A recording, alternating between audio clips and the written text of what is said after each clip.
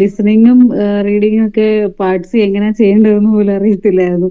ശരിക്കും മാമിന്റെ ക്ലാസ് കൂടിയിട്ട് പാർട്ട് സി മാത്രമല്ല, എയും B part A B C എല്ലാം ശരിക്കും നേരത്തെ ഞാൻ പഠിച്ചെടുത്ത മെറ്റീരിയൽസ് തരത്തേ ഉണ്ടായിരുന്നുള്ളൂ. നമ്മൾ തന്നെ ചെയ്യണമായിരുന്നു. എങ്ങനെയാ ചെയ്തതെന്ന് പോലും അറിയത്തില്ലായിരുന്നു. ശരിക്കും മാമിന്റെ ക്ലാസ് കൂടിയോണ്ട് മാത്രമാണ് ഞാൻ പാസ്സായത്.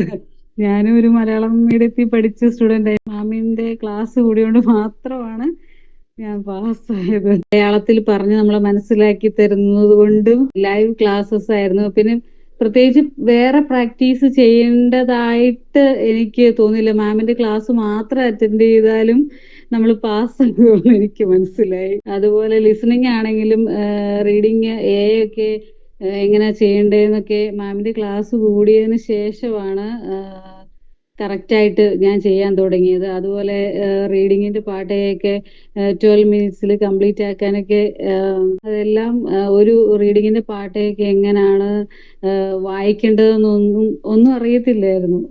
ജസ്റ്റ് ഞാൻ നേരത്തെ പഠിച്ചെടുത്ത് ഞാൻ പറഞ്ഞ പോലെ അവർ മെറ്റീരിയൽസ് തരും. നമ്മൾ ചുമ്മാ ടൈം വെക്കും. പക്ഷെ ടൈം വെച്ചാൽ ആ ടൈമിൽ തീരത്തില്ലായിരുന്നു. പക്ഷെ മാം പറഞ്ഞ രീതിയിൽ ചെയ്ത് അങ്ങനെ പ്രാക്ടീസ് ചെയ്തുകൊണ്ട് മാത്രമാണ് പറ്റുന്നുണ്ടായിരുന്നു. എനിക്ക് മാമിന്റെ മെറ്റീരിയൽസ് പോലത്തെ തന്നെ മെറ്റീരിയൽസ് ആയിരുന്നു എനിക്ക് എക്സാമിന് വന്നത്.